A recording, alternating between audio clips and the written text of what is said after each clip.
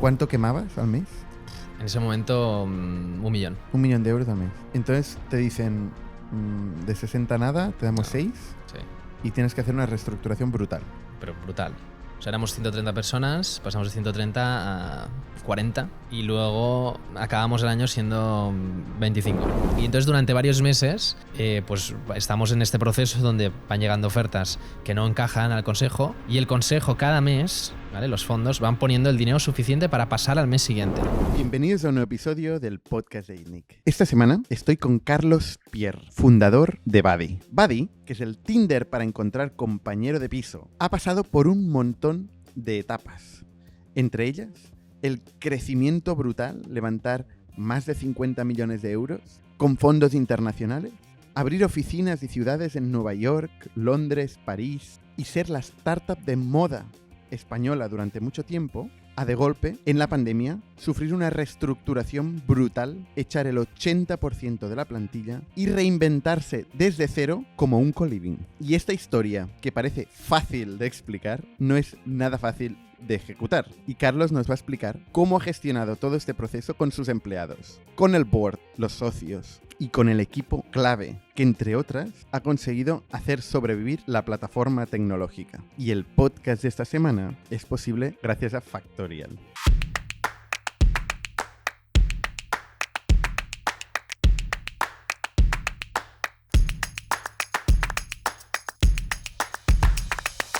Muchísimas gracias, Factorial. Muchísimas gracias también a todos vosotros, que como cada semana os digo, sois la motivación por la que seguimos publicando. Gracias a vuestros muchos mensajes, que aunque muchos no los respondo, los leo y atiendo a todos los que venís los jueves presencialmente en nuestras oficinas y nos hacéis preguntas, participáis en los debates, os lo agradecemos muchísimo. Sin más, os dejo con Carlos Pierre y la increíble historia de Buddy. Bienvenido a las historias de startups de ITNIC. Bienvenidos una semana más al podcast de ITNIC. Yo soy Bernat Ferrero y hoy estoy con Carlos Pierre. ¿Qué tal, Carlos? Muy bien, gracias por invitarme. Carlos, es la segunda vez que viene el podcast de ITNIC. La primera vez nos contaste la historia de Buddy, cómo empezasteis 3 socios, ¿no? El Tinder para buscar piso. Sí. Este era el claim, ¿no? Sí, exacto. Pero hace 6 meses aproximadamente escribiste un blog post explicando grandes cambios que pasaron durante la pandemia en Buddy. Decisiones drásticas que tuvisteis que tomar, incluso recompra o cambios y reestructuración del cap table. Cosa que no es fácil, ¿no? Entonces, explíquenos, volvamos al principio. Venga. ¿Qué era Buddy? ¿Qué pasó con Buddy en los primeros 3 años? Buddy nace 2015 y eso que un poco lo que decías tú, ¿no? Como el Tinder de compañeros de pisos. Al final era más una red social, es decir, simular el tema de los perfiles y crecer un poco con la misma estrategia que han crecido empresas como Tinder, por ejemplo en este caso, o Instagram, etcétera. Y un poco la estrategia inicial era crecer mucho la base de usuarios durante los primeros 4 o 5 años, estar en distintos países y llegado el momento monetizar, ¿no? Entonces sí que teníamos claro 3 o 4 ideas de monetización, pues ir a un modelo freemium, que dentro de freemium hay pues visibilidad, pues pagar por matches y 1000 funcionalidades más posibles, y luego el modelo transaccional. Entonces, con esto en mente empezamos a levantar rondas de inversión, empezamos a crecer en Barcelona, luego en España, hicimos campañas de televisión, muchísimo marketing y un poco también lo que comentaba en el blog, ¿no? O sea, foco absoluto en tecnología y en marketing. Y entonces, bueno, al cabo de, creo que fue el cuarto o quinto año, ya habíamos levantado en total 50 millones de euros de distintos fondos de Estados Unidos, fondos europeos. Y en ese momento estábamos a punto de levantar una serie C y ya habíamos abierto, habíamos ido fuera de España, habíamos abierto en Londres, en Italia, en 2 ciudades de Italia, en París y justo acabamos de abrir en Nueva York. Esto es finales de 2019, principios de 2020 y estamos a punto de levantar una serie C y la idea es levantar esta ronda y centrarnos en empezar a testear monetización. Entonces, 2020 llega la pandemia, ¿no? Entonces, cuando llega la pandemia... O sea, hasta aquel momento, hasta 2020, sí, teníais mucho tráfico, gente que utilizaba la aplicación por un tubo, sobre todo en España. Sí. en Londres, Nueva York, no sé cuál era la atracción que teníais ahí. Londres muy buena, París, o sea, al final todas las empresas tienen sus problemas o los puntos difíciles, ¿no? O sea, nosotros al tener un marketplace, pues estaba al lado de la oferta y al lado de la demanda. O sea, nosotros nos centramos sobre todo en crecer en oferta, porque si teníamos oferta sabíamos que la demanda venía, y luego incluso performance marketing, cuando nos centramos en oferta, igualmente de rebote también venía demanda, ¿no? Entonces el foco era absoluto en oferta. En Londres crecíamos muy bien tanto en oferta como en demanda. En París la oferta costaba más, era más complicado. Porque la oferta eran propietarios o era gente que realquilaba. De todo. De todo, ¿no? De todo. O sea, cualquier persona que tenga una habitación libre y quiera buscar a un compañero de piso. Entonces teníamos propietarios del piso, luego compañeros de piso que vienen en el piso les queda una habitación vacía. Teníamos empresas que en ese momento empezaba porque era un sector poco profesionalizado y ahora es cada vez más, ¿no? O sea, las operadoras de co-living, por ejemplo, que cada vez hay más. Sí. También, entonces, bueno, teníamos un poco de todo. Pero había países o ciudades donde nos funcionaba bastante mejor. Pero en general, Londres muy bien, Italia muy bien, París no tanto, y justo abríamos Nueva York, que Nueva York era un mercado pues, donde los precios de alquiler eran muy altos, mucha gente compartiendo, cada vez más gente compartiendo, y tenía mucho sentido para nosotros. La alternativa era idealista, digamos, ¿no? Los idealistas Sí. de la vida, ¿no? Clasificados. Directorios clasificados donde la gente pues pone habitación. Sí, ¿no? total. Entonces, vosotros lo llevabais a un terreno más social, ¿no? Donde intentabais intermediar ya la comunicación, Claro. ¿no? O sea, sí, nosotros, y al final nace un poco con el objetivo de añadir la parte social, que es, yo puedo publicar un anuncio en cualquier página de clasificados, aquí sería un idealista, en Estados Unidos sería un Craigslist. Yo publico un anuncio con las fotos, pero no hay perfiles, ¿no? Y entonces a la hora de compartir es importante saber pues, la persona que te vas a meter en casa, ¿no? Entonces, Y esto era gratis. esto era gratis, 100%. Hasta 2020 era gratis 100%. Sí. Claro, es que a mí es una de las cosas que en general me preocupa, ¿no? Cuando con los negocios gratis. O sea, tú validas que añade valor porque la gente lo utiliza contra un idealista, pero no validas que sea un negocio. 100%. O sea, o sea, el riesgo es mucho más alto, muchísimo más alto. Lo que sí que nosotros teníamos claro era que empresas del sector o competidores, que en este caso eran los clasificados de toda la vida, los clasificados de toda la vida tienen un volumen inmenso y ganan dinero con modelo freemium.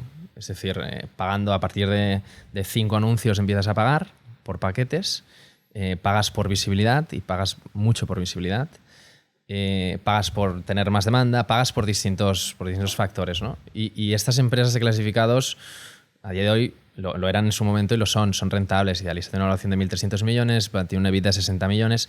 Sí que es verdad que es Idealista pues es mucho más horizontal, ¿no? Es todo. Nosotros es un vertical, un nicho muy concreto, pero por eso Idealista está en España y en Italia, pues Buddy quería estar en 50 ciudades, ¿no? Idealista factura 100 y pico millones, ¿no? Sí, pidió una EBITDA, creo, al menos de 2022, más o menos 60 millones, más o menos.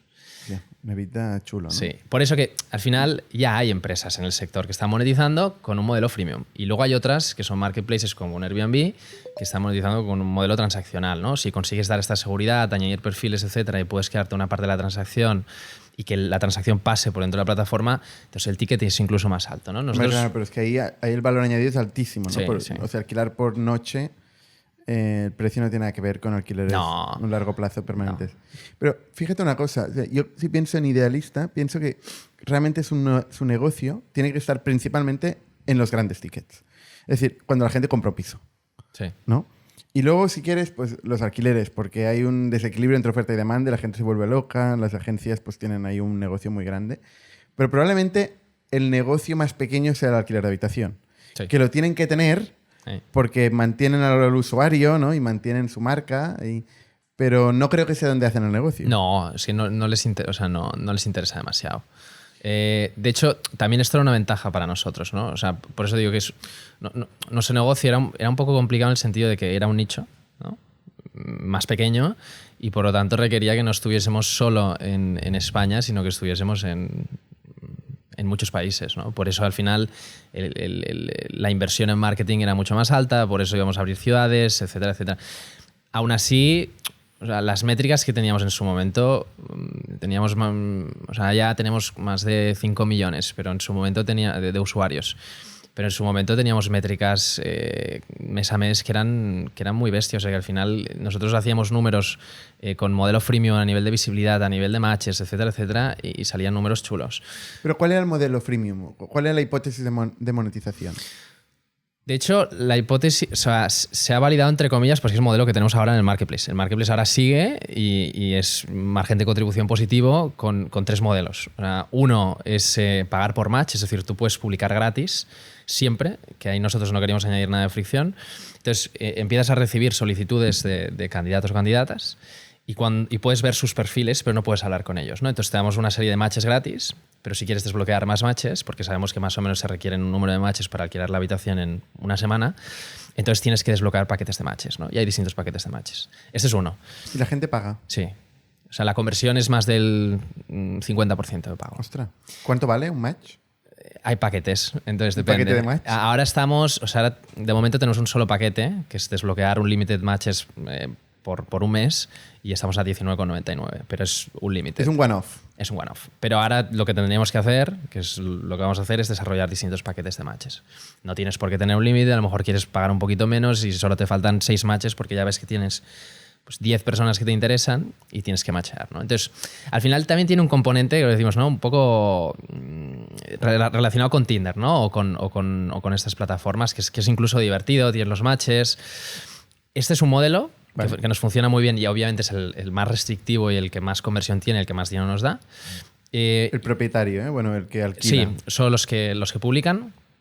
Que es normalmente el que tiene la ventaja. En Barcelona, en ciudades como Barcelona, si tienes una habitación, tienes una cola infinita de gente que quiere alquilarlo. Es que en todas las ciudades. ¿Y por qué deberías pagar? ¿Por qué deberías pagar? O sea, al final, imagínate, ¿no? Tú tienes una habitación, la publicas en Idealista o en Craigslist o cualquier otra plataforma de clasificados y entonces pues vas a recibir, o sea, tú pones tu número de teléfono y a lo mejor te envían mails, pero vas a recibir 25 llamadas de gente desconocida que quieren ver la habitación, les vas a tener que invitar. Entonces el formato Buddy es muy distinto. Tú publicas, pones tu perfil, pones los detalles y luego empiezas a recibir perfiles completos. O sea, yo puedo, Bernat, ¿no? Trabaja, ¿dónde trabaja? ¿Dónde trabaja también? Sí. Pues, ¿De dónde lo sacáis de esto? LinkedIn. O sea, vais a LinkedIn a buscar a la persona. No es obligatorio, pero por ejemplo, estos son los mejores que tenemos que hacer, pero sí. O sea, se puede, tú pones la URL de tu perfil de LinkedIn y entonces pues extrae cierta información, ¿no? Trabaja, estudia, ¿dónde trabaja? ¿Dónde estudia?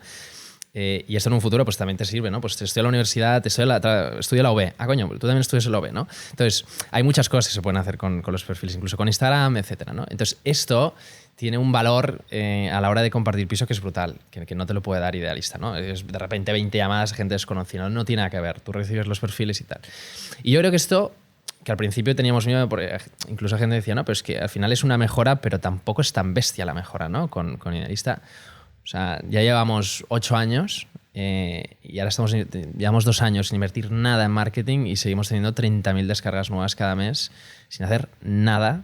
Y realmente, o sea, la experiencia en este sentido no tiene nada que ver, ¿no? Entonces, un modelo match y luego pagan por visibilidad, también la oferta. Es decir, quiero estar más arriba y quiero estar más arriba durante una semana o durante 2 semanas. Pues quien tiene prisa. Quien tiene prisa, correcto.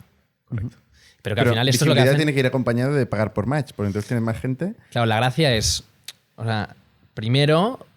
O sea, si realmente tienes una habitación que está bien ubicada, que tiene un buen precio y que están bien hechas las fotos, normalmente tendrás demanda suficiente, ¿no? Y ahí pagarás por desbloquear matches. Hay veces pues, que por A o por B pues, no estás recibiendo la demanda que te gustaría. Entonces pagas por bustear. Una vez has busteado, recibes demanda y entonces a partir de aquí pues, pagarías por desbloquear matches. Entonces, ¿y cuánto vale bustear? Bustear estamos creo ahora un 8,99, pero también vamos a hacer distintos paquetes. Pero también te digo, ahora tenemos estos 3 modelos porque también está el booking por otro lado. Una vez se abre el chat, damos un servicio que es un pago en escrow, ¿no? Sobre todo la gente que no está en la misma ciudad dice, oye, ¿cómo el que publica... Clásico scam. Correcto. Entonces, para la gente que viene de fuera es muy útil y entonces nos llevamos un 11% del pago del primer mes, solo del primer mes. Porque de momento para nosotros es muy difícil seguir, o sea, que todas las transacciones pasen a través de la plataforma porque no está preparada para eso. Está ¿Y esto preparada son para 25 euros? No, más. O sea, al final la media está en 500, o sea, de ticket del primer mes, 550 euros, sí, más o menos. O sea, en total, 50 más 10 de visibilidad, 60, más 30 de... 20 has dicho de... Sí, 19,99. Tal, 80 euros. Puede pagar un propietario, Sí. ¿no? Entre una cosa y la otra por un piso. El propietario en el booking no paga la demanda. Bueno. Sí. Vale. Pero sí, por listing más o menos. Vale. Y el que busca piso no paga. Bueno, paga en En la casa de booking y ya está. Ahora, por ejemplo, como tenemos por un lado el tema de los matches, estamos planteando que el lado de la demanda hacer como un fast track. Es decir, porque al final tú envías solicitudes y tienes que esperar a que te acepten. Que tiene una parte divertida, pero a veces no tan divertida porque tienes prisa, ¿no? Entonces, desarrollaremos un modelo donde, o sea, un nuevo revenue stream que básicamente es pagan y entonces hacen un bypass directo y van directamente al inbox y se ponen arriba. Y esto hace que no tengas que esperarte y puedes mandar mensajes. Claro, porque el que alquila a veces también tiene prisa. Claro.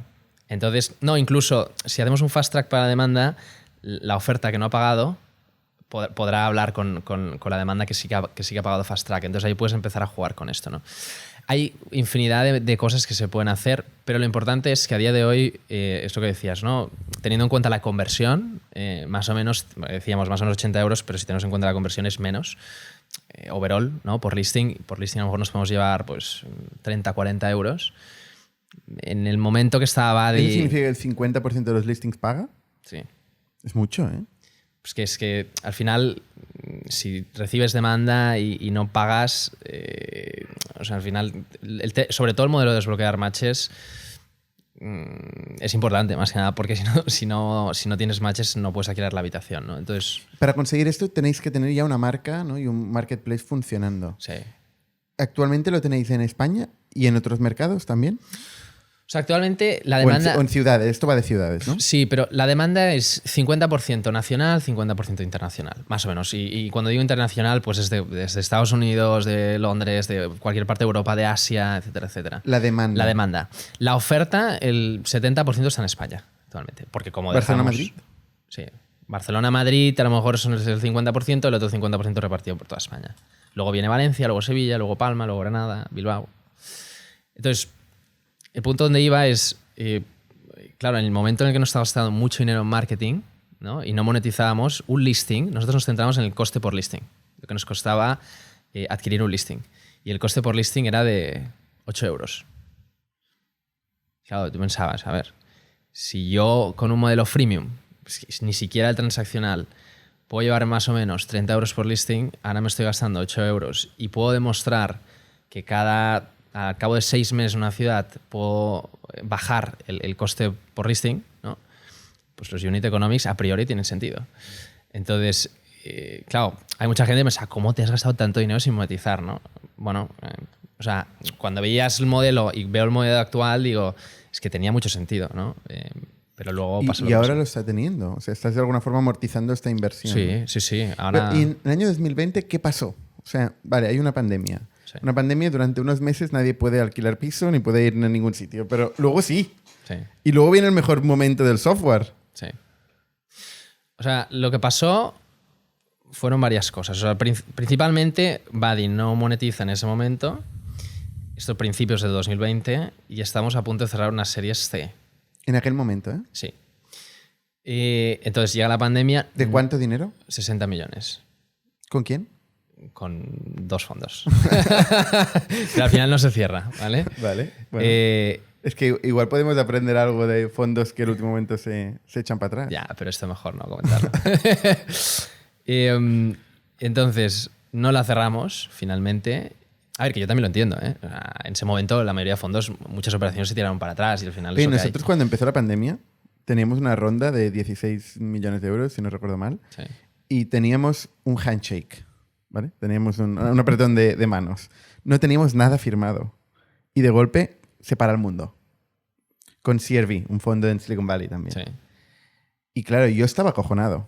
Yo particularmente, porque además Jordi, que es mi socio, que es quien había hecho el handshake, decía, van a estar ahí. Pero yo que no había estado ahí, digo, hostia, si esto se cae, tenemos un problema. Yeah. Y no se cayó. O sea, estuvieron ahí, ¿no? No, estuviste. A ver, también depende del negocio, ¿no? O sea, al final, Buddy, pues vosotros es distinto. Es un modelo de monetización más claro. Nosotros en ese Sí, pero en momento. aquel momento nadie tenía nada claro, ¿eh? Cuando Ya. empieza la pandemia, todo el mundo estaba acojonado. No sé lo que va a pasar. Sí, totalmente. Luego se fue viendo que sí, al software le iba bien, al e-commerce le iba bien. Luego no tan bien como pensaban. Pero bueno. Yo hasta que ahora ya, o sea, hasta que el dinero no está en el banco, o sea, no doy una ronda cerrada por cerrada ni de coña. Esto es algo que he aprendido, básicamente. Pero bueno, no se cierra. Y Pero entonces, ¿hasta dónde llega la ronda? O sea, ¿hasta dónde tú tienes la certidumbre que...? O sea, no tenía tanta certidumbre, ¿eh? No. O sea, teníamos... No tenía tanta certidumbre. O sea, habíamos recibido algún term sheet coño, estábamos empezando, pero no tenía tanta certidumbre. No estaba tan claro como lo que me estás contando tú en tu Vale. caso. Entonces, no la cerramos. Es una certeza que no la vamos a cerrar. Y entonces hablamos con los fondos, con el consejo, que en ese momento teníamos varios fondos, Spark, Goodwater, Target Global y Mangrove. Y entonces les digo, oye, necesitamos dinero, ¿no? Y entonces al final es, oye, en vez de levantar 60 te vamos a dar 6 y el dinero te tiene que durar el doble. Entonces, pues haciendo matemáticas básicas, lo primero que tenemos que hacer es reducir, primero parar marketing, porque al final lo que dijimos es tenemos suficiente masa crítica para empezar a monetizar y probar que funciona. No hace falta crecer más. Y si paramos el marketing, igualmente, obviamente, bajará la masa crítica, pero no bajará demasiado. Es decir, ya tenemos suficiente para probarlo.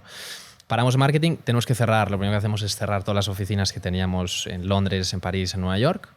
Oye, ¿cuánto runway teníais cuando empieza este proceso de ronda? 4 meses.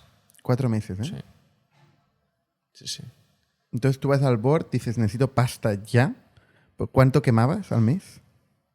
En ese momento, 1 millón. 1 millón de euros al mes. Sí. Entonces te dicen, de 60 nada, te damos 6 Sí. y tienes que hacer una reestructuración brutal. Pero brutal. O sea, éramos 130 personas, pasamos de 130 a 40 y luego acabamos el año siendo 25. ¿Y cierras todas las oficinas? Todas las oficinas, todo lo que no es imprescindible para monetizar se tiene que cortar y entonces nos centramos en monetizar. Es etapa difícil porque tenemos que hacer toda la estructuración, aparte la gente es desde casa. Porque claro, no podíamos ni vernos. O sea, los equipos, por ejemplo, el equipo teníamos 3 o 4 personas en Estados Unidos y pues tuvimos que decirles que hasta aquí habíamos llegado, pues obviamente por videollamada. Pero bueno, supongo que muchas empresas en ese momento pasaron por lo mismo, ¿eh? Sí. ¿Y tú piensas que vas a cerrar en algún momento? En ese momento, a ver, yo desde que empiezo Buddy soy consciente de que el riesgo de empezar a levantar dinero con una empresa que no monetiza, o sea, siempre hay un riesgo de que nos, o sea, o va muy bien, ¿no? O sea, al final para mí era o va realmente muy bien y luego al final había, lo decías tú, ¿no? Product fit, lo había. Eso va muy bien, nos pegamos una torta, puede pasar. Entonces, cuando llegó la pandemia, al final dijimos, oye, vamos a intentar darle la vuelta, ¿no? Pero sí, había un riesgo. Sí, siempre lo ha habido. Recordando los socios, ¿sois 3? Empezamos, o sea, rápidamente yo tuve la idea, empiezo con Buddy y entonces voy a levantar una primera ronda de Friends and Family and Fools, ¿no? De 30.000 euros. Porque no sabía programar, entonces busqué una empresa de desarrollo y luego quería que me quedase la mitad para marketing. Entonces, en ese momento es cuando entran de socios varias personas, entre ellos Pablo y Álvaro. Que Pablo y Álvaro luego los considero co-founders, ¿no? Entonces, ahora, después de la reestructuración, estamos Álvaro y yo, o sea, somos 2. Y sí que ahí ya nos repartimos el cap table de otra manera, ¿no? O sea, ahora Álvaro y yo estamos partes equitativas. Toda la primera etapa de Buddy no. O sea, yo era el que tenía más y Pablo y Álvaro menos. Vale. Y en este momento de crisis, ¿qué pasa entre los socios? ¿Cómo es la conversación entre vosotros? Muy bien, no. O sea, nunca... O sea, la verdad es que con Pablo y Álvaro nunca hemos tenido problemas. Sí que es verdad que después de toda la historia, recapitulación y tal, es que llevamos 8 años. O sea, hemos pasado por 1000 cosas y al final, una vez hicimos toda la reestructuración de compañía, el cap table y volvimos a empezar con el marketplace y luego con el modelo actual que también tenemos la operadora, es volver a empezar de cero, ¿no? Entonces se tiene que estar muy motivado y se tiene que tener muchas ganas de volver a remar, no desde cero, porque tenemos muchas cosas ya, o teníamos muchas cosas ya ganadas, pero sí desde uno, ¿no? Entonces, en ese momento es cuando tuvimos una conversación los tres y dijimos, oye, ¿quién está por la labor de meterle 5 o 10 años más a este proyecto con todo, ¿no? Entonces, al final, pues nos quedamos Álvaro y yo. Pablo no quiso. Pablo no, Pablo necesitaba ya mucho tiempo, ¿no? También había estado en la parte de recursos humanos. O sea, bueno, Pablo había hecho de todo. Y entonces, ¿Su rol era su background? es que todos pasamos un poco de todo, pero empezó la parte financiera, luego la parte de recursos humanos, luego siguió la parte financiera, o sea, al final un poco de todo, Pablo. Y entonces Pablo pues estaba en otro momento y decidió pues hacer otra cosa. Vale.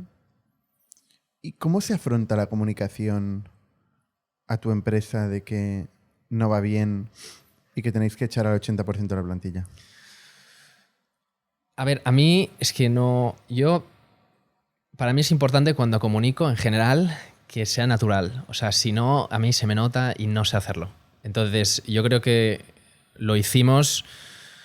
Una vez lo haces, luego la gente... O sea, es muy difícil que todo el mundo diga, ¿cómo lo habéis gestionado? Lo habéis gestionado de puta madre, ¿no? Es muy difícil, ¿no? Porque hay gente pues, que sentirá que hay cosas que se podrían haber mejorado la comunicación, hay cosas que se podrían haber hecho mejor, siempre. Y nosotros, oye, es la primera vez que despedíamos y más a tanta gente, o sea.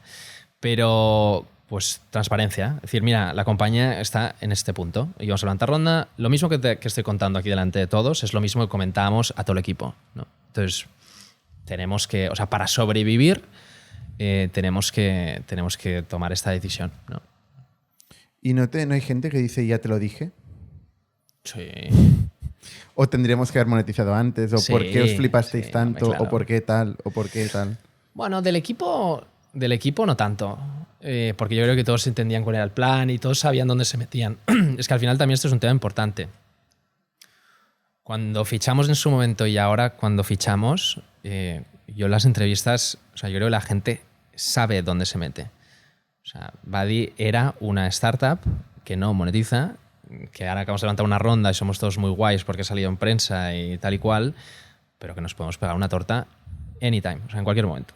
Entonces, es importante o sea, transmitir esto. Obviamente la gente no puede ser que entre acojonada y que venga a trabajar acojonada, ¿no? Pero sí que es verdad que hay un riesgo y también hay una parte bonita, ¿no? Entonces, bueno... sí.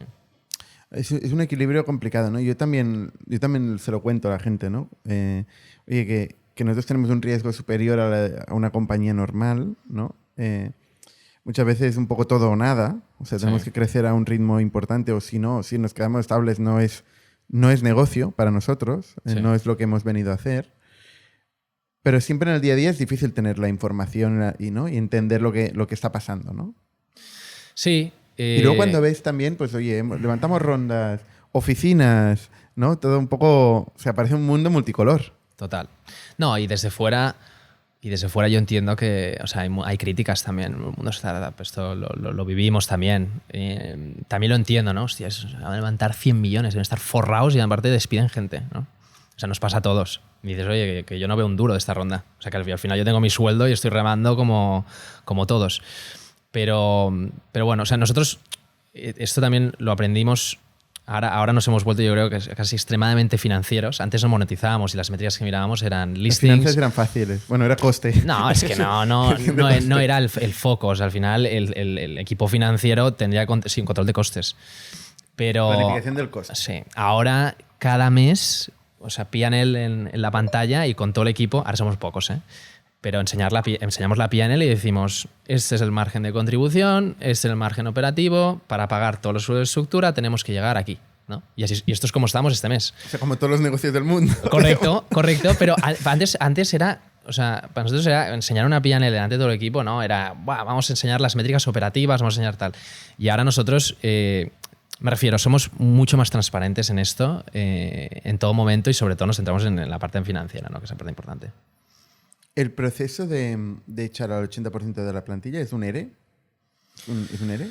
A ver. ¿En España o cómo no, es? Nosotros pensamos, o sea, lo que sí que hicimos es despedir a todas las personas y cerrar las oficinas, ¿vale? Pero luego en la oficina central, en Barcelona, lo que dijimos es, no sabemos cómo va a ir. Imagínate que esto dura menos de lo esperado y que empezamos a monetizar y todo va genial y acabamos cerrando si una serie esté y oye, y seguimos, ¿no? Podía pasar. Y entonces en ese momento lo que hicimos es un ERTE, básicamente. Vale. Hicimos un ERTE. El ERTE era trampa, ¿eh? Porque luego tenías que volver a recontratar a esta gente. Sí, lo que pasa es que nosotros éramos conscientes que al hacer un ERTE, o sea, consideramos que teníamos un equipo bien preparado. Y hacer un ERTE pues suponía que a lo mejor cuando se acabase el ERTE pues había la mitad del equipo que ya no iban a estar, ¿no? Porque se habían buscado trabajo en otro sitio. Pero no necesariamente, porque la gente cobraba. No sí, 100%, pero no cobraba el 100%, podía pasar. Y al final, al principio lo hicimos y dijimos, a ver qué pasa, ¿no? Pero luego, al final del año, lo que se vio claro, y entonces lo que empezamos a transmitir al equipo, que es la historia que ahora también hablaremos, ¿no? Que íbamos a hacer un recap de compañía, que buscamos en un momento concreto buscamos una venta, etcétera, etcétera. Pues durante esa etapa yo al equipo le decía, oye, o sea, buscaos otra cosa, ¿no? Si podéis. Y abiertamente lo transmitíamos cada semana. Cada semana teníamos una reunión y decíamos, oye, ¿cómo va este tema? ¿No? Pues mira, pues va así. No sabemos lo que va a pasar exactamente, pero... ¿Y la gente se iba? Sí. ¿Cuál es la transformación? Entonces, cerramos esta ronda de 6. Hacemos un ERTE, ¿no? Nos quedamos con el equipo básico para poder... Reducimos costes al equipo básico para monetizar. Empezamos a monetizar. Vemos que hay potencial, tenemos buenas conversiones, tal. Pero lo que pasa es que hemos parado la inversión en marketing y la masa crítica baja, pues a lo mejor bajó el volumen un 50%, porque aparte estamos en medio de la pandemia. Entonces empezamos a tener buenos números de conversión. Pero un momento, ¿y qué pasa con los otros países? No, cerrados. Cerráis las oficinas Nos y va cerramos desapareciendo oficinas. también la oferta, ¿eh? Bueno, o sea, se mantuvo durante a lo mejor 6 meses, 8 meses y luego va bajando progresivamente, ¿eh? No es de un día para otro que desaparece, si no realmente hubiésemos hecho un trabajo pésimo. Pero de hecho, a día de hoy, si vas a la app, hay listings en Londres, en París, en Italia, ¿Sí? En México también. O sea, en varios sitios. Pero ¿quién pone un piso en Buddy, en México? Es que tenemos cosas que se ha hecho muy bien a nivel de equipo. Tenemos muy buen ASO, muy posicionamiento en las stores. Pero es gente perdida, ¿no? Gente confundida. Bueno, es que si ahora vas a... O sea, por ejemplo, yo creo que Latinoamérica es polidioma, pero tenemos bastante oferta en Latinoamérica. ¿Sí? De México DF, por ejemplo, sí, listings muy bien trabajados. Y tienen demanda.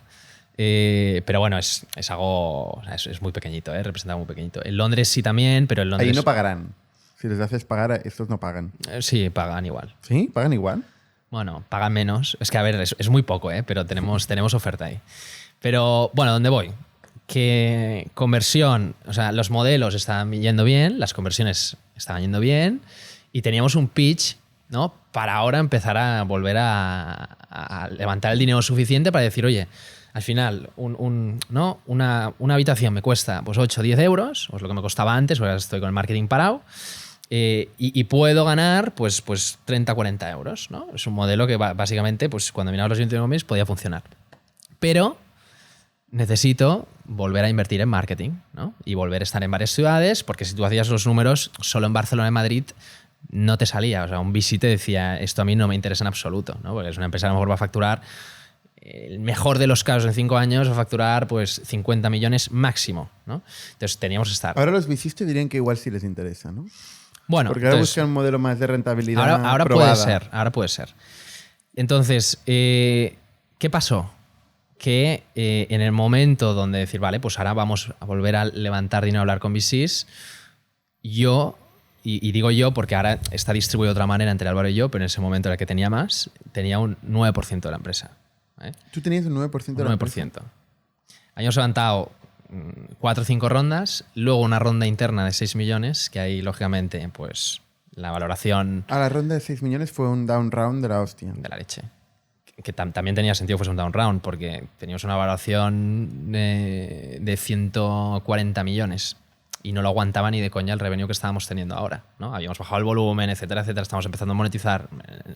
O sea, la última ronda de 30 millones, ¿era de 30 la última Sí. que habéis tenido? Sí. Era a 140 millones de valoración. Bueno, post fue de 130 y pico. Vale. Sí. Y claro, no. O sea, siempre Sí. con el tráfico, con la atracción, Sí, sí. el producto. Incluso, y también, o sea, habíamos empezado lanzamos el pago en escrow, lo de las transacciones, pero sin ponerle, Un fee. sin fee. Y, o sea, teníamos como, calculamos el transacted value Y y la estaba gente lo creciendo. usaba. Sí, sí. Y Qué también- raro que nadie invirtiera, ¿eh? Porque, hostia, con esta atracción que teníais, o sea, no había ningún fondo en el mundo que dijera, oye, yo esto para mí. todos nos decían, hasta que no monetices, en ese momento, Pero hablaste con un Tiger Global, un SoftBank, gente así un poco más loca. Sí, me decía, oye, compro Macroeconomics, lo compro, o sea, el alquiler de habitaciones era un nicho, ahora no lo es tanto y va a crecer. Compro que tienes unas métricas cojonudas y tienes un producto muy bueno, pero al final lo que hacía yo era publicaba una habitación en Barcelona, me iba a Estados Unidos a hacer el pitch y decía, esta habitación la he publicado hace 24 horas. Y literal tenía 48 requests. O sea, era como, o sea, había un montón de tráfico. Yo tengo la sensación que igual aguantabas hasta 2021 y en 2021 la gente te tiraba el dinero en la cara. Pues no pasó. O sea, no llegamos. O sea, no pasó. Porque al final lo que nos decían es, compro todo el pitch, pero si tú ya tienes todo esto, ¿qué te cuesta a ti monetizar y enseñarme 4 números de monetización? ¿No? Hazlo. O sea, hazlo ya. Y entonces en ese momento es cuando ya estamos preparados para hacerlo, ¿no? Pero ya te digo, Pero tú cuando... ahí puedes decir, no quiero. No quiero, ¿no? Es que cuando llegó pandemia, tengo que decir que primero, o sea, yo creo que en Europa la gente era más consciente, en Estados Unidos no se dieron cuenta de lo bestia que era hasta más tarde, pero cuando llegó hubo un momento de histeria, ¿eh? O sea, los fondos... Hubo un momento de histeria, pero es lo que te digo. Luego en 2021... Sí, pero allí yo ya había hecho un down round. Claro, Vale, entonces, claro. ¿dónde voy? Ahí 9%. ¿Vale? Entonces, cuando... Claro, yo empiezo a hablar con fondos y me dicen, ¿cómo invertir? Claro, ¿qué ronda estás haciendo ahora? Porque tú hiciste una Series B, ¿esta ronda cuál es? ¿No? Porque has hecho un down round del más del 50%. ¿Tus socios qué porcentaje tenían? Entre los 3 founders, ¿qué porcentaje tenían? No, 12. 12. 13. Tío. Claro, entonces me dicen, ahora es como, vas a hacer una Series B otra vez, o una Series A un poco más grande. Hostia, una Series A con un equipo fundador que tiene el 13% no me interesa. Normal, ¿no? Porque si al final esto es un business de levantar pasta para invertir en marketing y crecer en distintas ciudades, es que te vas a ir a diluir con un campeón y vas a acabar con un 3 o un 4. Pueden haber phantom shares, pueden haber tal, pero es que no me atrevo a invertir en una compañía donde el equipo fundador tiene menos, ¿no? Esto nos pasaba y también yo empecé a pensar, es que tienen razón. O sea, es que vamos a diluir un montón. Y entonces al final me acuerdo que me senté con el consejo, con Didac Lee es miembro del consejo y amigo, y también estaba en el consejo en ese momento, y me senté primero con Didac y le dije, Didac, ¿qué hago? Porque es que... No, es que... Y luego, no hablemos del liquidation preference. Liquidation preference de 50 millones, un poco más, porque durante la pandemia con los 6 millones el multiplicador era de 1,5 en vez de 1x. Entonces, un liquidation preference de 50 millones que si la empresa se vende... ¿Cómo? ¿Qué multiplicador? ¿Qué O significa sea, el multiplicador? Liquidation preference normalmente tú cierras un term sheet y entonces te dicen, vale, pues hay un liquidation preference de 1x. Es decir, si yo te meto... Siempre es 1x. Sí, pero... Hasta ahora siempre ha sido 1x. Depende. Depende del momento que estés. Si estás en un momento complicado, te puede venir un inversor y decir, vale, pues yo te salvo, pero es 1... O sea, en esta ronda de 6 millones de euros te pusieron 1,5x. No, 1,5 no, pero 1 y pico, un poco más. Pero al final es irrelevante. Un poco cabrones. El board. No, pero... Porque además eran tus socios. Sí. Pero bueno, yo... O sea, no solo es un down round brutal, sino que encima Sí. te pone un multiplicador en el... Bueno, hay warrants y cosas. O sea, sí. Pero bueno, al punto que voy, o sea... Pero esto es un aprendizaje importante, ¿eh? O sea, cuando no tienes alternativa es difícil negociar. No, es que no puedes negociar. Bueno, sí que puedes negociar, pero tienes que... Entonces no puedes... O sea, puedes decir o o lo hacemos así o se acaba o me voy. No. Pero al final no quiero, o sea, es que no puedo hablar mal de los inversores que he tenido porque realmente está sonando mal esto, pero yo los entiendo y luego se portaron muy bien, que es lo que que es la parte que va a llegar ahora. Entonces me siento con Didac y le digo, Didac, hostia, es que me voy a quedar sin porcentaje, tengo 30 años, hay un liquidation preference de 50 millones y quiere decir que si la empresa se vende por 50 millones, que no estaría nada mal, yo me llevo cero. Y tengo que levantar más dinero, entonces el liquidation preference todavía se va a hacer más grande. Entonces imagínate que todo va bien, voy a tener un liquidation preference de 200 millones, voy a tener el 4% de la empresa. Hombre, no tiene sentido, es que no tiene sentido. Entonces... Pero también el liquidation preference, o sea, si tú haces una ronda donde entra dinero fresco, nuevo, sí. Con una valoración distinta, se puede negociar. Sí. El liquidation preference. No es un problema. No, sí, pero... Diría que es habitual. Pero bueno. Tampoco es tan raro el porcentaje, un 13%, equipo fundador, depende de las etapas, pero empresas que, yo qué sé, Aaron Levy, por ejemplo, de Vox, cuando hizo la IPO tenía un 5%. Ya, cuando hizo la IPO, pero es que yo te estoy hablando de que... Todavía queda mucho camino. Es que era una Series A otra vez. Una Series A, coño, muy bien preparados para una Series A, pero no Series A. También eso se puede negociar en una ronda, ¿eh? Es decir, stock options. Sí. Pero bueno, también digo, problema principal, que cuando hablaba con los fondos me decían, oye, Carlos, en una Series A tienes muy poco porcentaje, no me interesa. Entonces, vi que había fricción para levantar una ronda por varios motivos. Vi que además, bueno, pues por lo que te comento, no tenía mucho sentido. Y entonces, cuando me senté con el consejo, les dije, mirar, yo creo que lo que tiene sentido es buscar una venta. Entonces... ¿Una venta por más de 50 millones? No. O sea, yo ya sabía que era imposible venderlo por más de 50 millones en ese momento. Dije, buscar una venta, oye, y yo hago el trabajo de buscar un potencial comprador, de tal, y intentamos pues buscar una venta y ya ¿Quién está. compra, Buddy? Bueno, entonces dicen, ok, ¿no? Entonces vamos a buscar una boutique de money americana que nos presenta uno de nuestros inversores y entonces hacemos todo el trabajo de due diligence preparamos los materiales. Pero claro, esto también en medio de la pandemia, ¿eh? Entonces, potenciales compradores también, o sea, desde clasificados hasta marketplace transaccionales o grandes grupos como un Shipstead, o etcétera, ¿no? Entonces, bueno, empezamos a hablar con todos estos potenciales compradores y empiezan a llegar ofertas malas, ¿vale? Muy malas. ¿Un idealista no le puede interesar con 60 millones de EBITDA? Sí. Pero bueno, llegaban ofertas malas. ¿Vale? ¿Qué es una oferta mala? Bueno, ofertas malas, o sea, básicamente, más que oferta mala, o sea, a mí, ¿vale? Siendo realista me daba igual, ¿vale? Porque no eran ofertas por más de 50 millones. Entonces yo lo que quería era, al final yo estaba haciendo un trabajo de CEO para el consejo de un proceso de M&A, ¿no? O sea, tú si eran menos de 50 millones de euros, veías 0 euros. Sí que es verdad que el consejo me dijo, si se vende, pues es lo normal en estos casos también, te vamos a dar un porcentaje, ¿no? ¿Pero queda claro cuál y cómo? Sí. Vale. Sí. Pero sí.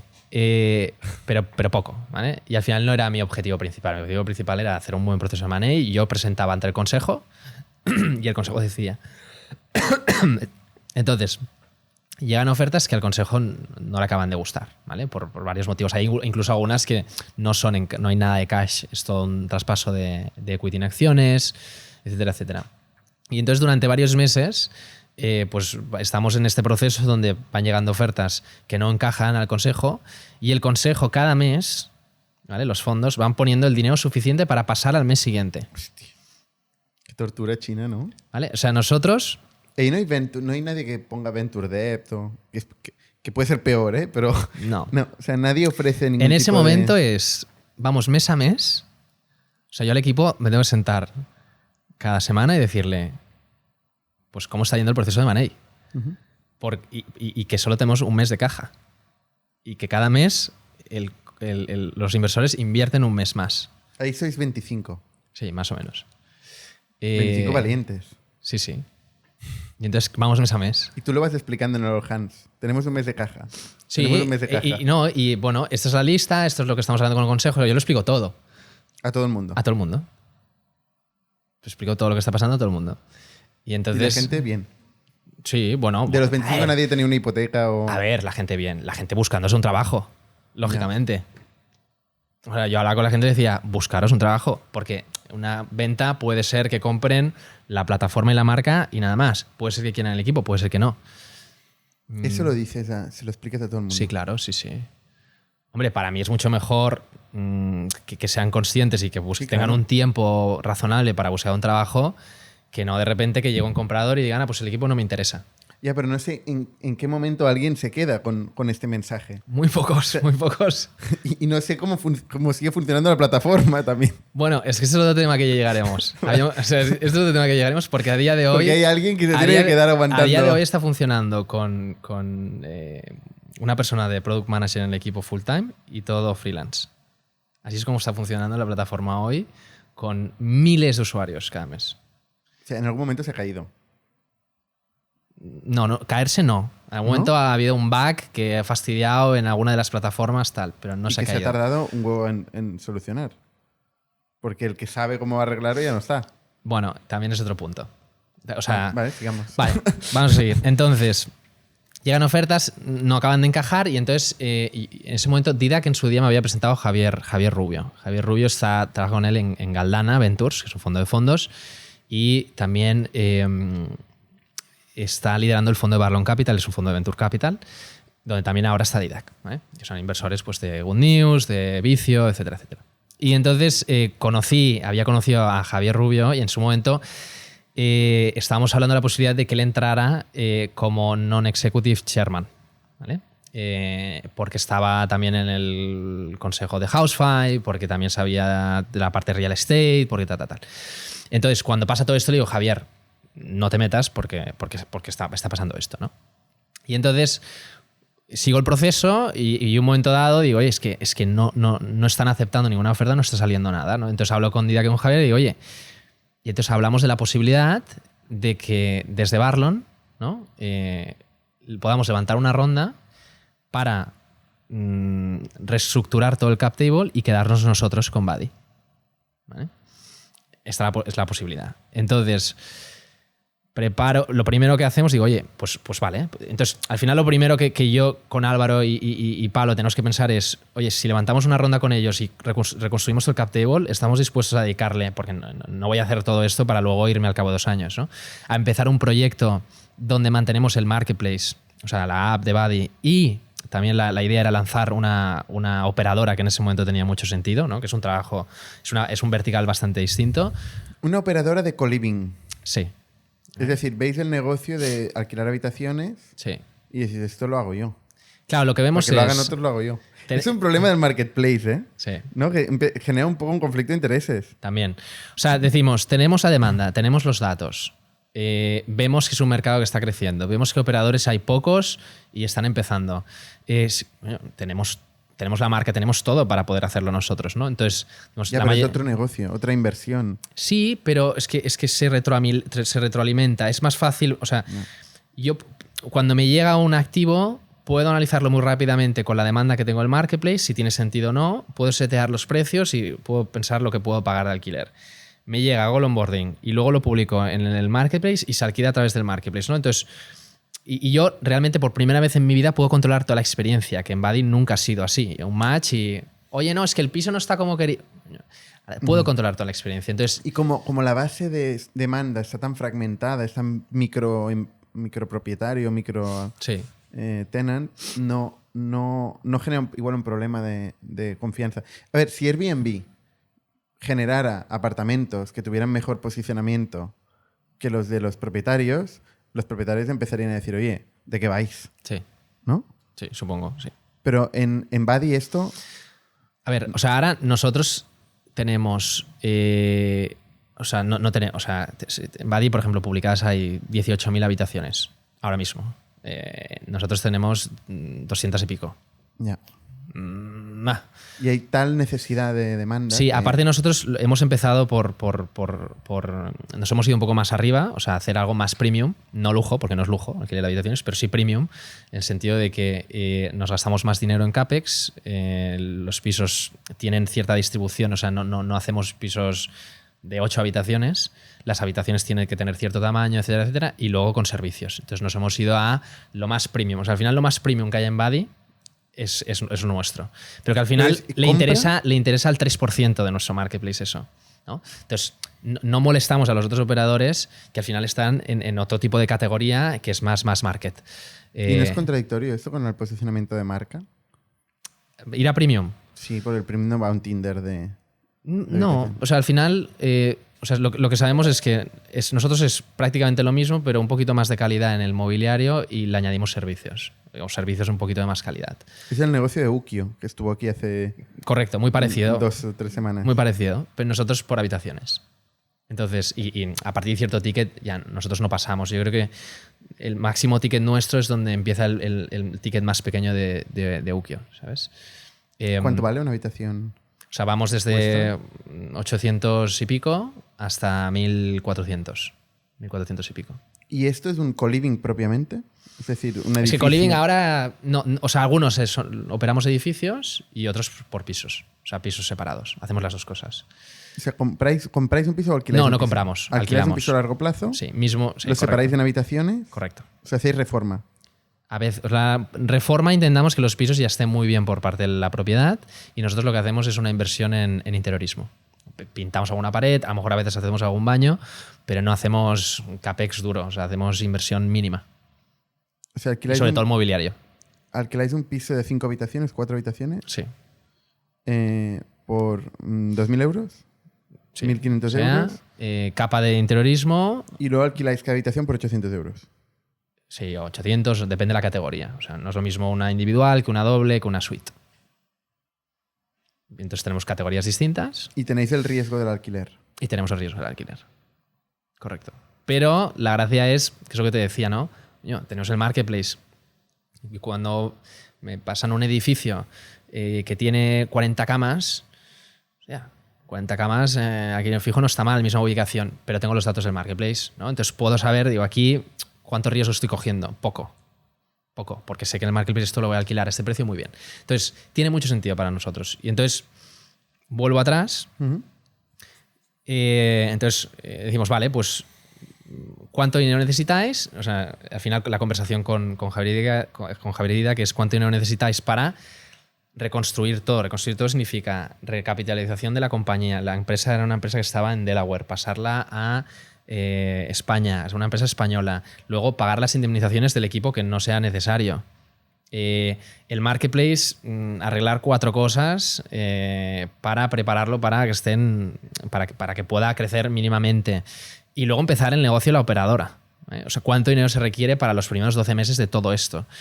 Entonces definimos una cantidad y entonces vamos a yo preparo una presentación en 24 horas y presento el proyecto a Barlon, ¿no? Entonces se acepta y dice, vale, pues Barlon es el fondo de Javier Rubio sí. y que también está Didac, sí. Vale. Entonces se acepta y al final es, vale, si tú puedes convencer a tus inversores de toda esta operación, nosotros estamos in. Y entonces en ese momento es cuando... Que no parece fácil convencer. No, o sea, era long shot total. O sea, total. Entonces luego yo es cuando preparo pues el pitch y entonces en un consejo digo, oye, mira, aparte de todo esto que tenemos encima de la mesa, que no acaba de encajar nada, hay otra opción, ¿no? Y es que hay un inversor nuevo que está dispuesto a poner el dinero suficiente para reconstruir todo esto. Entonces dicen, coño, vale. Y digo, pero... Entonces dicen, vale, pues oye, buenas noticias porque podemos mantener el marketplace, podemos tal. Digo, sí, pero claro, para meterme en un proyecto prácticamente nuevo, yo no voy a empezar, ni yo ni mi socio, con un 9%, con un 12-13%. Entonces, porque vamos a tener que levantar más rondas, vamos a tener tal. Entonces, necesitamos que nos devolváis equity, ¿vale? Tal cual. Y en ese momento decimos, y queremos que nos devolváis el 80%.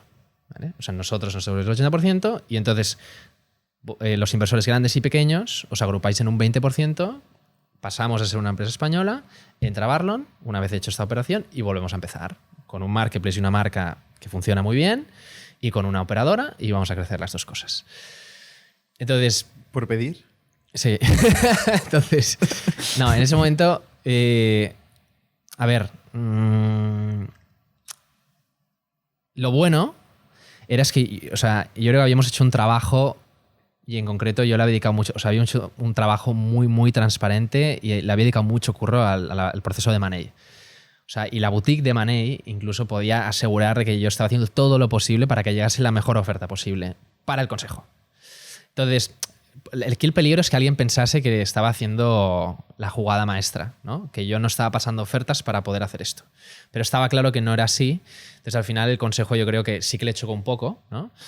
Pero al final lo pensaron y dijeron... Aparte, yo también les dije, oye, tengo muy buena relación con vosotros. A mí me gusta mucho más esta opción porque Buddy es mi vida y me vais a permitir, al menos, mantenerlo versus hacer una venta mala, que para vosotros ya es un write-off prácticamente, hacer una venta mala.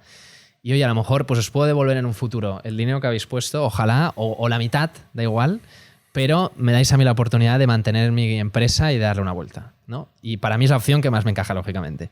Entonces lo pensaron y al final negociamos, al final ellos intentaron que en vez de 80 fuese menos, pero al final, oye, dijimos 80 o nada, al final es que no teníamos nada que perder, y al final se aceptó. Y entonces... Hombre, sí que tenéis a perder, porque... Tú lo has dicho, el marketplace y la marca de Buddy es clave para este negocio. Claro, pero es que la otra opción era una venta, donde tampoco nos íbamos a llevar los fundadores, ¿sabes? O sea, ya. Entonces, se aceptó y empezamos todo el proceso. Y el proceso fue largo, o sea, a nivel legal, a nivel de... O sea, se aceptó que sus acciones se consolidaran en un 20% de una nueva sociedad en España. Sí. Y entonces, a partir de ahí, creamos un consejo nuevo, donde a día de hoy estamos... Qué raro, ¿eh? Porque hay un momento en fondos grandes americanos que te pueden decir, oye, mira, paso. O sea, me parece más complicación que otra cosa, ¿no? Y hacen un write-off. ¿No? Sí. O sea, todos estuvieron de acuerdo, ¿eh? Pero al final, todos los costes legales... O sea, claro, el paquete era, yo me ocupo de todo. O sea, vosotros no hacéis nada, no pagáis nada. A nivel legal, a nivel de... nada. O sea, ya no, pero les preocupa más la responsabilidad, la liability que pueden tener, que sí, casi prefieren pero tener los costes legales y asegurarse que no se meten en líos. Sí, pero a nivel de no sé, también de PR, de prensa, de tal, decir que, bueno, no sé. Ya, eso sí. Y luego vas al inversor y dices, no, es que le he regalado. Imagínate que a Buddy en un futuro va bien. Oye, ¿no eras inversor aquí? No, al final le regalé el 20%. Hombre... Ya, pero también tiene la otra cara de la moneda, que es que van a ir todos los fundadores a pedirles que les regalen las acciones. A ver, esto yo lo estoy explicando ahora abiertamente y o sea, al final es un caso muy... De hecho, a raíz de esto me han llamado muchos fundadores de... Sí, claro. De empresas. Claro, así habrá un montón. Me han llamado muchos. Que quieren lo mismo. Oye, ¿cómo lo has hecho? Pues que es un caso muy excepcional. Pero si al pitch es...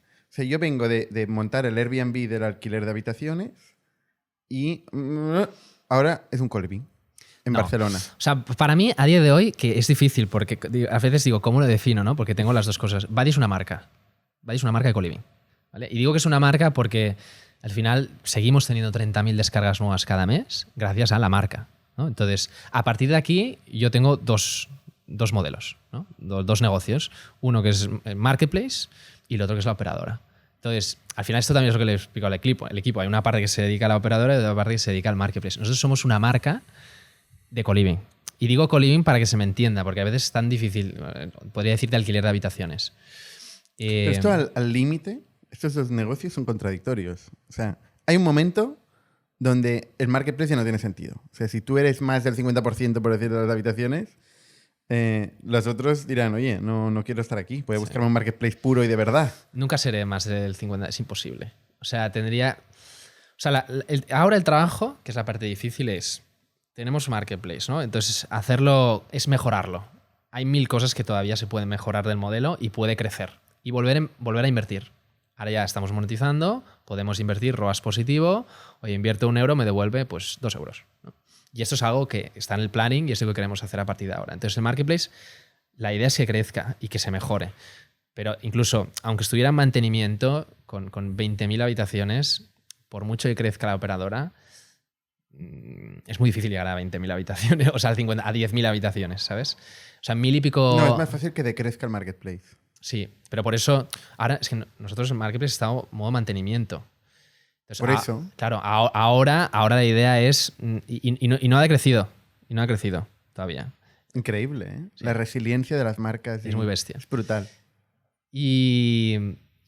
O sea, es una ventaja competitiva, es un asset, ¿eh? Una marca. Total. No lo parece, ¿no? Tú estás tirando dinero en marketing ahí, quemando a saco, pero luego te das cuenta de estas cosas, ¿no? No, es que suerte de... O sea, todo esto es gracias al dinero a la cantidad de dinero que invertimos en marketing. Pero la idea es esto, es crecer las dos cosas, ¿no? Y yo creo que podemos y es un poco el objetivo. Para la operadora, o sea, para facturar 100 millones con la operadora, pues necesitamos 5.000 habitaciones. ¿Y cuántas tenéis hoy? 5.000 habitaciones que o sea, necesitamos unos 2.000 pisos que distribuidos en 7 ciudades son 300 pisos por ciudad, más o menos, para una facturación de 100 millones. Que luego el margen es mucho más pequeño en la operadora, ¿eh? Hoy tenéis 200. Hoy tenemos 200, sí, 200 y pico. ¿Y los economics de una habitación o de un piso? ¿Qué lo miráis, por habitación o por piso? Lo miramos por piso, siempre. Sí. Porque es el que tiene la liability, es el que tiene el coste fijo, ¿no? Sí. Entonces, ¿cuántos pisos tenéis de las 200 habitaciones? Ahora estamos en 75 pisos, más o menos. Y no compráis, ¿eh? Ninguno es de propiedad. No, Todo es en alquiler. alquiler. ¿Y los economics de un piso? O sea, tú alquilas un piso, pues lo que te preguntaba antes, ¿no? Por 2.000 euros y Sí. le sacas una rentabilidad. O sea, yo alquilo, por ejemplo, un piso de 4 habitaciones, ¿no? Que los hago estándar. Pues lo alquilaré por 1.800, por 2.000, 2.000 lo poco, depende de la zona y depende de varias variables. Si son 4 habitaciones individuales o son 4 suites, no tiene nada que ver, ¿no? Pero bueno, lo alquilo, hago un alquiler fijo a 7-10 años. Yo hago la inversión que requiere de CAPEX inicial, que más o menos por habitación está en unos... depende mucho, ¿no? Pero 4.000 euros la habitación, 3.500. Teniendo en cuenta pues también las zonas comunes, aquí imputado por habitación. Y entonces a partir de aquí pues lo publicamos en el marketplace y ponemos cada habitación, pues esto depende de la categoría, ¿no? Pero al final, a nivel de margen operativo, por piso estamos en 30 y pico, más o menos. O sea, no tiene nada que ver con el marketplace, pero bueno, pues un margen. Tenéis una rotación de habitaciones. Lo que pasa es que al tener el marketplace, o sea, tenéis el boost garantizado. Es que, claro, lo ¿no? bueno es que el CAC es cero. El CAC es cero. Entonces, en este sentido, nos va muy bien, lógicamente. Y tampoco tenemos tanto volumen. Al día que tengamos muchas habitaciones, a lo mejor cambia, ¿no? Pero de momento el CAC es cero y la ocupación es más del 90%. O sea, estamos en el 93, algún mes que está en el 90, algún mes está en el 95, pero más o menos. Y es que es un modelo fácil. Has dicho, pero ¿cuál es el valor, el revenue de un piso? Depende del piso. Dicen 30% sobre lo facturado. Sí. Y lo facturado, o sea... Mira, ticket medio por habitación. Ticket medio por habitación estamos en 1.350. Vale. Más o menos. Al mes. O sea, unos 5.000 euros de ingreso por piso y os cuesta unos 2.000 euros. Sí, más o menos. 3.000 euros, ahí deriváis de los costes, amortizáis el Sí. CAPEX. Que la gente puede decir, o sea, hay una diferencia brutal, te quedas un margen brutal. Bueno, o sea, entra mantenimiento, limpieza, hacemos limpieza semanal en todas las habitaciones. ¿Ah, sí? Sí, sí. O Está sea, es un incluido. servicio. Sí, está incluido todo en el precio. O sea, alguien literalmente Wi-Fi, todo entra y tiene todo. O sea, amueblado, limpieza semanal, limpieza de la habitación, servicio 24/7, oye, tengo un problema con no sé qué. O sea, tenemos un equipo de mantenimiento. O sea, el servicio es impecable. Porque entendemos que este precio, si no, no tiene sentido. Claro, la gracia de este precio es que viene alguien, pues a lo mejor a estar 6 meses y lo tiene todo. O sea, lo tiene todo, no necesita hacer nada. Incluso si quiere alquilar una bici, pues le alquilamos la bici, ¿no? Te ofrecéis de todo. Sí. La mayoría de gente que viene son extranjeros que vienen. Para esta categoría sí, y ahora ahora abriremos más categorías, ¿vale? Por debajo de los 1.000 euros, que al final será un servicio muy parecido, pero a lo mejor un coste más reducido en el CAPEX para que el payback también nos cuadre. Y entonces serán precios pues, de 800, 900, 750. Entonces aquí sí que el público no será solo extranjero, sino que también será nacional, básicamente. Ya tenemos público nacional, pero sí que es verdad que cuando te das habitaciones más caras, pues normalmente es un público extranjero que al final va a estar 3-4 meses o 6 meses y al final no quiere todo el piso amoblado ya con todos los servicios, ¿no? ¿Cuánta gente sois hoy? Ahora somos fijos 16 personas y luego pues hay un equipo de mantenimiento, de limpieza, de freelance. En total, ponle pues 20 largos. ¿Y la tecnología cómo lo habéis hecho? Entonces, tecnología, la suerte que tenemos es que el equipo freelance son prácticamente todos ex-Buddy. Que esta es la suerte. ¿Se va el CTO en algún momento? ¿Quién es el CTO? Sí. O sea, el CTO se fue, básicamente, a ver, cuando pasó todo esto, finales del 2020, en 2021 se fue. Entonces, a partir de aquí, pues nosotros nos quedamos, a ver, pero no es que se fuera, nos dejase en bolas, ¿eh? O sea, al final se preparó todo, etcétera, etcétera, y se quedaron varias personas de backend, etcétera, etcétera.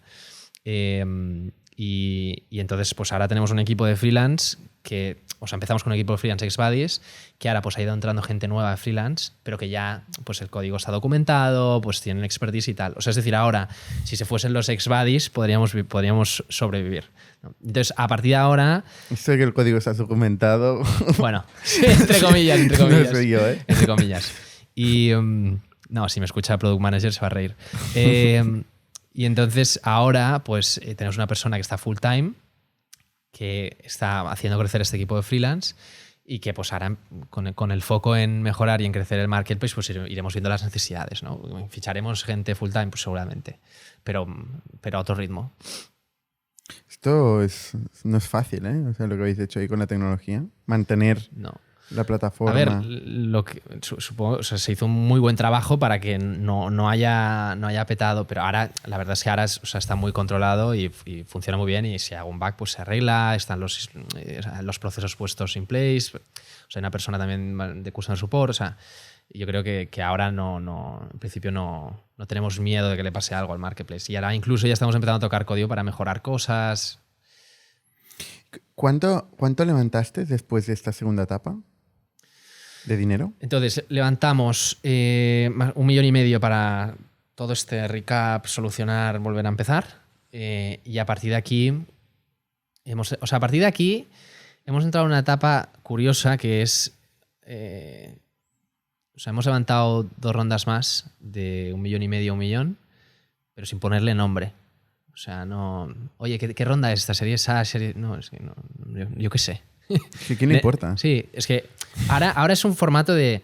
Vale, vamos bien, es un modelo que es muy predecible, podríamos ser EBITDA positivo, pero al final hemos fichado... Pero no lo sois. No, o sea, margen de contribución positivo para el marketplace, margen de contribución positivo para la operadora. Tiene mucho valor ser positivo en EBITDA, si quieres, sobre todo, financiación bancaria. No, total. O sea, ahora nos han dado financiación bancaria pues porque los números están bien, vamos creciendo y tal. No somos EBITDA positivo porque hemos fichado... O sea, al final... Cuando hicimos toda la recapitalización, todo éramos en la empresa fijos 3 personas.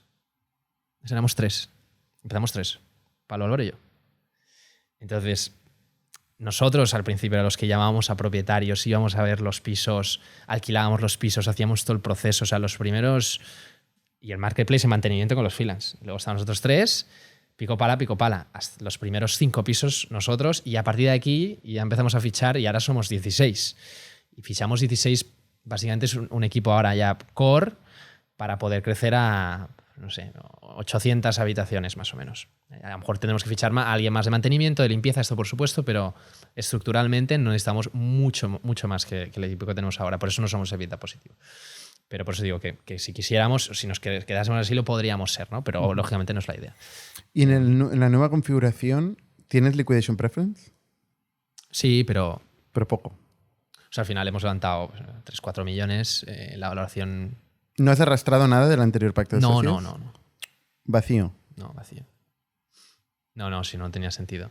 Y entonces, Ahora hacemos rondas cuando vemos que es estrictamente necesario y da igual si es de 2 y bajamos a 1 o bajamos la valoración. O sea, la valoración sí que intentamos seguir algo consistente que vaya aumentando valor, pero sin que se nos vaya la olla. O sea, al final no queremos volver a comernos una valoración que no toca.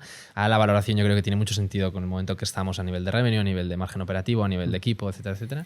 Pero con tiempo y con antelación ahora, ¿no? ¿Las rondas? Sí.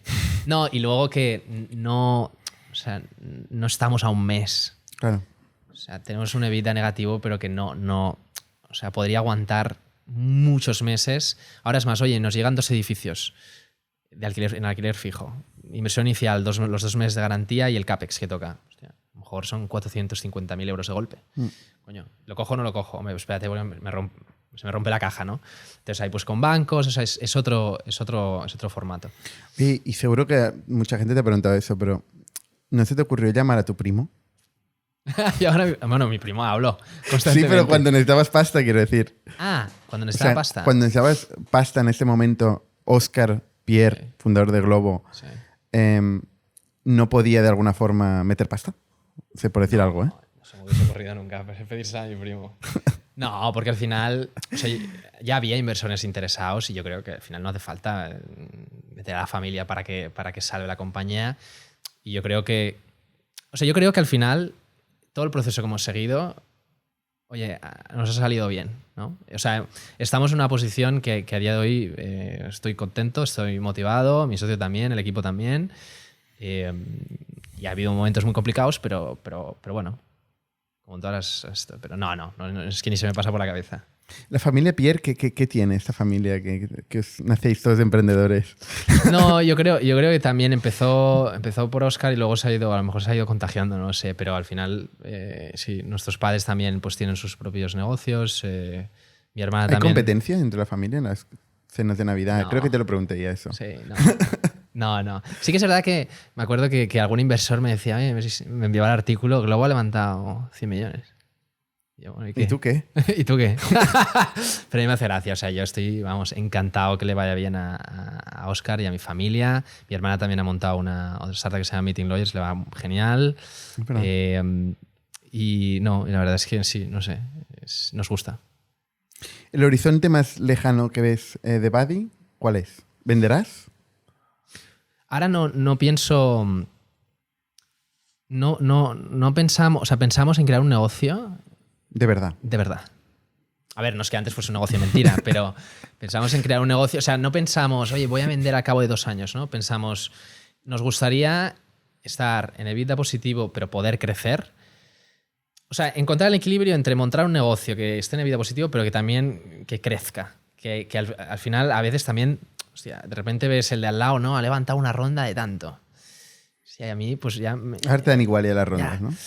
Sí, pero a veces también, o sea, apetece, ¿no? Porque digo, oye, ahora es que el marketplace tiene un montón de potencial. Si me dan tanto dinero, puedo volver a fichar y puedo volver a crecer. O la operadora es un negocio que al final es más pisos, sé que los voy a alquilar, más revenue, más margen de distribución, o sea, lo único que necesito es dinero. Sí, ¿por qué no levanto una ronda de 20 millones?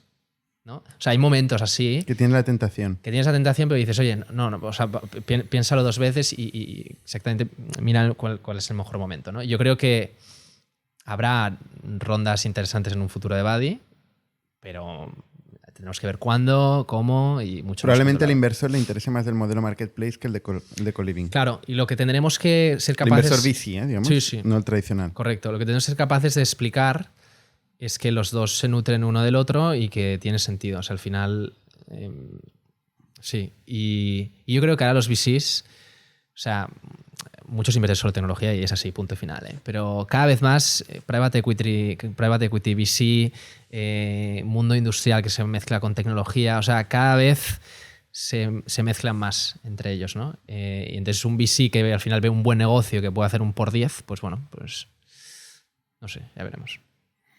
Oye, Carlos, muchas gracias por contarnos A ti. la historia. Es una experiencia muy interesante que normalmente no cuentan aquí, ¿no? Los emprendedores. O sea, tampoco pasan este tipo de cosas. Normalmente cuando hay una reestructuración así, la empresa muere. Sí, no sé, mira, ha ido como ha ido y al final También al principio tuvimos una etapa de, oye, nos replegamos y hacemos nos centramos nos focalizamos en el business y ya está. Pero sí que es verdad que cada vez más, cuando lo explico, por ejemplo, cuando escribí también el artículo en LinkedIn, pues sé que la gente le ayuda también a escuchar esto, ¿no? Y también es por la decisión que he venido aquí, porque pensaba, al final a nivel de negocio tampoco, o sea, me puede ayudar más o menos, pero sobre todo por la gente que escuche, pues a lo mejor le puede interesar la historia, ¿no? Le puede ayudar. Desde luego. Muy bien. Hasta la semana que viene. Somos un ecosistema de startups tech de Barcelona, creadores de Camalún, Kipu y Factorial, entre otras. Ofrecemos más de 5.000 metros cuadrados de coworking a startups y organizamos eventos diarios para discutir negocio y tecnología hasta la saciedad. Desde ITNIC Fund invertimos en equipos con capacidad de construir grandes productos y negocios. ¡Te esperamos!